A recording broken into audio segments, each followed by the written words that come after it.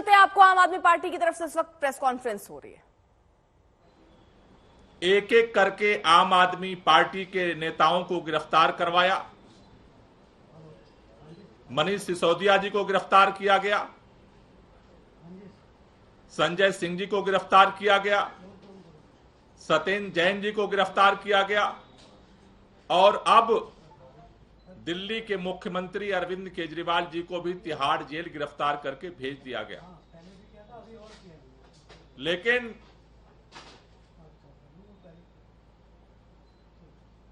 कल supreme court से संजय सिंह जी की जमानत मिलने के बाद एक बात स्पष्ट हो गई है कि जो बात बार बार कही जा रही थी कि बिना किसी सबूत के, बिना किसी प्रमाण के, डरा करके, धमका करके, दबाव बना करके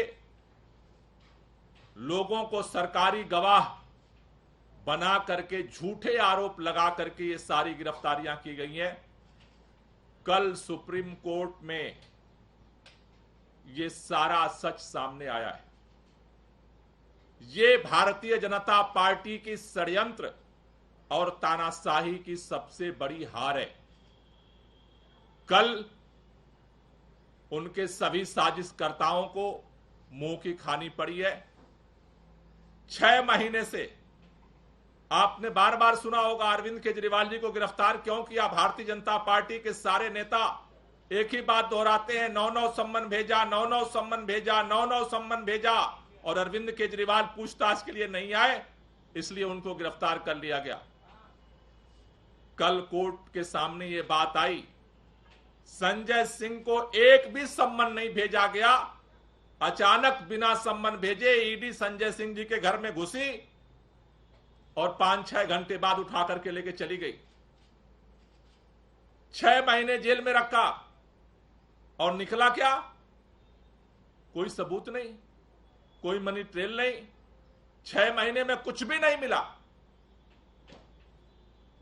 कल ईडी के सामने बोलने के लिए, ईडी कोर्ट के सामने ईडी को बोलने के लिए कुछ भी नहीं बचा था। यह है इस पूरे केस की सच्चाई।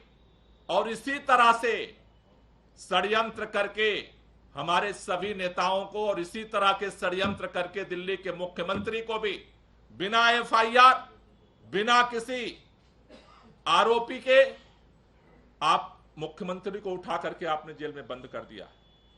लेकिन सुप्रीम कोर्ट के अंदर कल संजय सिंह जी की जो जमानत मिली है, उसने भारतीय जनता पार्टी के इस सारे षड्यंत्र का पर्दाफाश किया है। और ये एक बहुत बड़ी भारतीय जनता पार्टी को हार मिली है, उनके षड्यंत्रकारियों को एक हार मिली है। इसमें निश्चित रूप से जिस तरह से दिल्ली के मुख्यमंत्री अरविंद केजरीवाल को भारतीय जनता पार्टी ने गिरफ्तार करवाया, उसके बाद जिस तरह से रामलीला मैदान में पूरा देश इकट्ठा हुआ,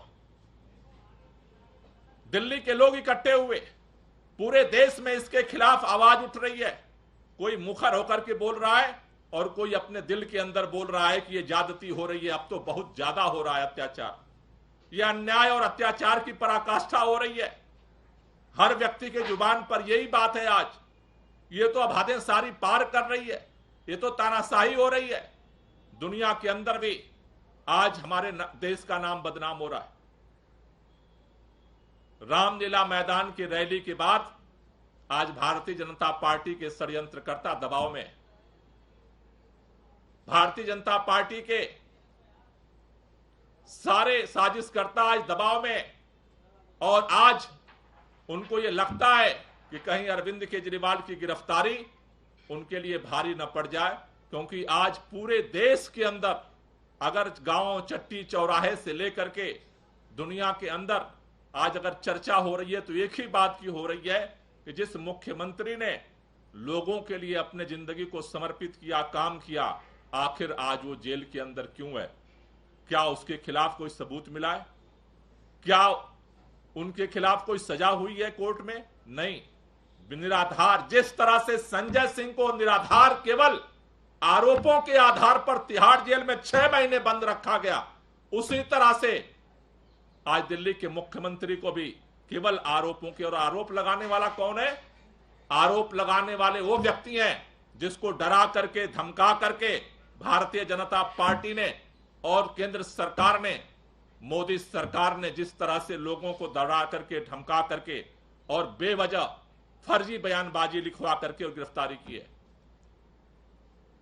आज भारतीय जनता पार्टी में कल सुन रहा था, भाजपा के प्रवक्ता सारे एक बात कह रहे थे, देखो ईडी कितनी निष्पक्ष है, देखो संजय सिंह की जमानत मिल गई, ईडी निष्पक्ष है। शर्म नहीं आती है? 2 साल से एक टेप रिकॉर्ड बजाते हो कि जमानत क्यों नहीं मिल रही है, जमानत क्यों नहीं मिल रही है, जमानत क्यों नहीं मिल रही है, जमानत नहीं मिल रही है इसलिए तुम बेईमान हो।